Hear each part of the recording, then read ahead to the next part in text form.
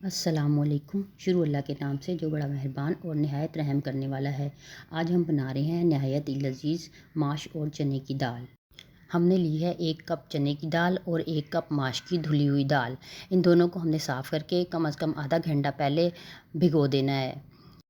اب ہم گھی لیں گے اور اس میں 1 بڑی پیاز باریک باریک کاٹ کر ڈال دیں گے۔ اس کے بعد پھر ہم اس کو ہلکا سا براؤن کر لیں گے۔ جب ہماری پیاز تھوڑی سی براؤن ہو جائے گی تو پھر ہم اس میں ادرک 1 انچ کا ٹکڑا اور ہلدی تھوڑی سی کوٹی ہوئی شامل کر دیں گے۔ اگر آپ کے پاس فریش ہلدی نہیں ہے تو آپ پسی ہوئی ہلدی 1/4 چمچ ڈال سکتے ہیں۔ اس کے بعد ہم نے اس میں 2 کٹے ہوئے ٹماٹر ڈال کر اس کو تھوڑا سا بھوننا ہے۔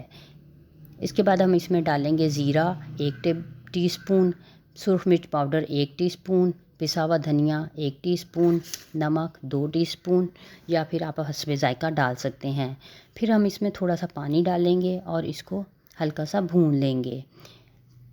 جب یہ تھوڑی سی بھنائی ہو جائے گی، مسالوں کا کچا پن ختم ہو جائے گا تو پھر ہم اس میں چنے کی دال اور ماش کی دال دونوں شامل کر دیں گے، جو ہم نے پہلے صاف کر کے دھو کر کم از کم آدھا گھنٹہ پہلے بھگو دی تھی تاکہ یہ کچھ پھول جائیں۔ اب ہم اس کو مکس کر کے اس میں ہم اتنا پانی ڈالیں گے کہ ہماری دالیں اچھے سے گل جائیں، اور اب ہم اس کو ڈھک کر درمیانی آنچ پر پکائیں گے۔ ہم نے اس کو اتنی دیر پکانا ہے کہ ہماری دالیں گل جائیں۔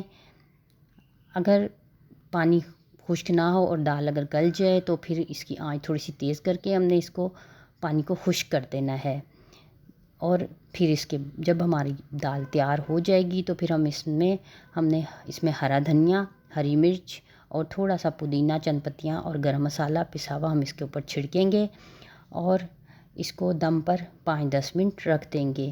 ہماری نہایت ہی لذیذ بھنی ہوئی ماش چنے کی دال تیار ہے۔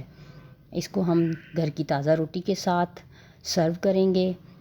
آپ اس طریقے سے بنائیں گے تو آپ کو یقیناً بہت پسند آئے گی اور بچے بڑے سب شوق سے کھائیں گے۔ اس کے ساتھ آپ آم کا اچار یا لیموں کا اچار بھی سرو کر سکتے ہیں۔ اگر آپ کو ہماری ریسپی اچھی لگی ہے تو آپ اس کو لائک کریں، شیئر کریں اور ہمارے چینل کو سبسکرائب کریں۔